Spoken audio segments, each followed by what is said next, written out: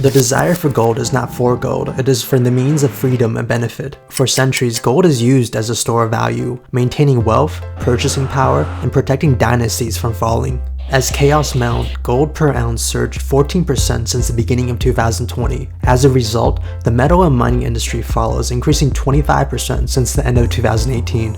More recently, the financial market fell erratically. Global tensions rose among nations. Unemployment hit record numbers, and everyday life destabilized around the world.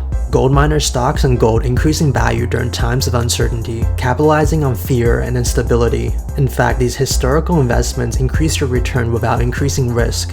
As JP Morgan once said, gold and silver is money and everything else is just credit. I want to show you guys the best gold mining company to invest into, and at what price you should buy these companies at. Speaking of companies to buy, make sure to check out my other videos on further analysis on different industries. And make sure to hit that like or subscribe for more content. Let's take a look at the financial statements of gold mining companies. Gold miner stocks are unlikely to go out of business, but we still want to invest into one with the deepest value and the lowest level of indebtedness, aka the least amount of risk. A low debt-to-equity ratio helps companies secure additional debt if needed. This ratio also shows you how much debt you use to run your own business. And I'm always a fan of a low debt-to-equity ratio in a company. Barrick's mining company has a slightly lower debt-to-equity ratio than competing gold companies. However, all these companies are well below the danger zone of having 1.5 times more debt than equity. Therefore, we really want to take a look at deep value when we look into these gold mining companies. A price-to-book ratio is really going to help us spot deep value in a company. Barrick's has a price-to-book ratio of 2.1 times. This means that the current stock price is 2 times the book price. Now this just means that Barrick's is slightly undervalued compared to the rest of these gold miners. What really separates Barrick's is when we take a look at the PE ratio. This shows that Barrick's is traded about 10 times greater than its earnings. And we can see that this is significantly lower than Newmont or Eagles, which has a PE ratio of 17x and 28x. This basically means that Barrick's has the least amount of risk and also the deepest value among all these gold mining companies. We can actually see that none of these companies are in any sort of financial trouble. We can also see that Barrick's has the deepest value and the least amount of debt. Therefore, it's my favorite gold mining company out of these three. Let us also see if any of these gold mining companies have any sort of red flags. Petrosky F-score was developed by a Stanford accounting professor to really show the financial health of companies. The system's not perfect, but I do use it to flag dangerous companies. You definitely want to investigate more into companies with F-score below 4, because these companies can be very dangerous. And luckily for us, all these companies score above 5. The next thing we're going to take a look at is the Altman Z-score, which measures the chance that a company is going to go bankrupt. You generally want to heavily investigate into companies with a score below 1 and above 6. Scores that are too low show signs of strong financial distress, and scores that are too high show some sort of abnormality. Lastly, the Benesch M-score measures the likelihood of accounting manipulation. You generally want to see scores below -2, and Barrick's is closed with a score of -1.9, so I wanted to investigate the cash flow of the company a bit further. We can see that for Barrick's, out of the $4 billion in net income, only $3 billion actually translated to cash. And I found out that most of that is due to remeasurement and also impairment reversals that happened in 2019, which really boosted the net income. Both impairment reversals and also remeasurements show up as gains on the income statement. And this is an artificial boost to net income because no real cash flow is coming into the company. Now this is not going to drive me away from Barrick's because all these gains happened because of the acquisition that Barrick's did, and this acquisition can really equate to more cash flow in the future. However, the 2019 income for Barrick's is higher than it's supposed to be. You can actually access these benchmarks using Finbox or Guru Focus, both of which are going to be in the links below. When we ran some simple analysis, we can see that Barrick's net income is actually a lot higher than it's supposed to be, and much of that is really because of a recent acquisition. This acquisition can actually help Barrick's make more money in the future. We also need to understand Barrick's business model, and we're going to start with PP&E, which is property, plant, and also equipment, and this is really going to help us determine a stock price for Barrick's. And we can see that here, the company doubled its mining capacities in 2019 by means of acquisition, taking control of the established Nevada gold mines. So the company is likely to produce much more gold in 2020 compared to 2019.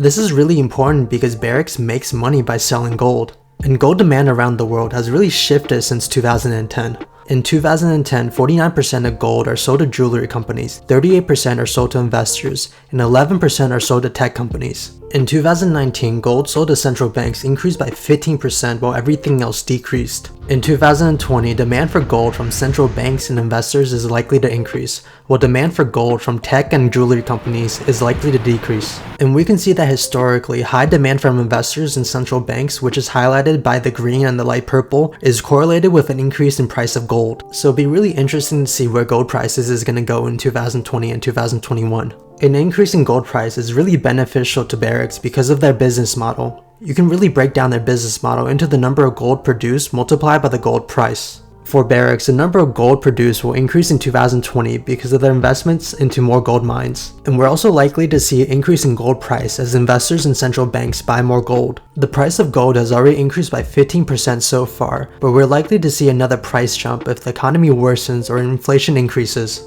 Before we get a price for Barrick's, we also want to understand the price of gold and how it was affected historically by different events. Gold increased in value until 1980 because the price of gold is no longer pegged to the US dollar at $35 per ounce, high inflations, and really strong oil prices in war. Afterwards, the price of gold remained relatively stable until 2001. During this time, the large pump of gold prices is largely fueled by stock market turmoil, strong oil prices, and really global tension. And then in 2020, the price of gold increased again because of the 2020 virus, fears about the economy, and more global tension. With everything we know right now, I wanted to calculate a price for Barrick's. The analyst price for Barrick's is between $16 and $36. And I also created my own model and assumed a higher depreciation rate because of all the new PP&E and a higher revenue for 2021 as gold prices and production increase. Production is really going to increase because of the large increase in PP&E in 2019. And we can actually see that PP&E jumped from $12 billion to $24 billion in 2019. If you really think about it, this increasing PP&E is also going to increase our depreciation in the future. And I made sure I accounted for that change in our model. The next thing I wanted to account for in my model is actually the rise in gold prices. We can actually see that gold prices rose by 14% since the beginning of the year, and this price is likely to be higher with everything that's going on right now. But just to simplify this forecast, I used the price of gold in April, which is $1,737. So to really sum everything up, to get our revenue in 2020, I simply multiplied the price of gold in April by what I assume the company will produce in 2020. More specifically, production of gold and the number of gold sold each year are pretty much identical, so I assume that production equaled the number of gold that Barrick's is going to sell. Based on these two key assumptions, we can actually get a stock price between $30 and $33. Barrick's is really a good option among gold miners, and in my model, we really assumed a higher level of production and also an increase in gold prices. Barrick's is really a great buy between $30 and $33, and it's even better if you can catch it at a lower price, and it's definitely a stock that you can hold for a very long time. I would keep your exposure for this stock below 10%, and also it's a great way to diversify away from travel stocks. However, a better option might be to purchase gold itself, since it's really important to diversify away from just holding stocks. And you can just purchase a gold ETF. Let's take a look at how gold ETFs correlate with the S&P index. The S&P index is actually not correlated with gold itself. In fact, we can see that holding gold increases your return without increasing risk. And the best allocation of gold to your portfolio is actually 15%. With a blend of 15% of gold, 37.5% of bonds, and 47.5% of equity, we get a return of about 7.02% above treasury bills. This type of portfolio is 1.64% better than just holding stocks. IAU from BlackRock and also GLD are both great gold ETFs. What these ETFs do is they mimic the spot price of gold. However, IAU is a much better option than GLD just because of the lower expense ratio.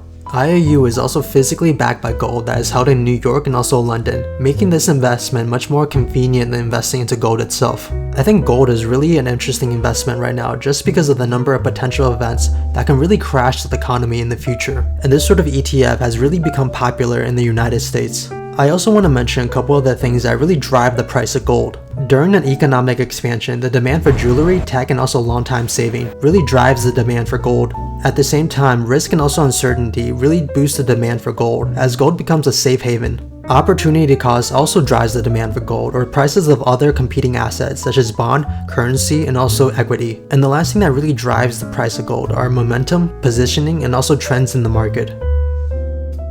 Gold is really a good investment during these times, and I recommend holding about 15% of gold into your portfolio. Gold miner stocks are also a good option as well. However, you might want to just diversify away from just holding stocks. Anyways, thank you guys so much for watching.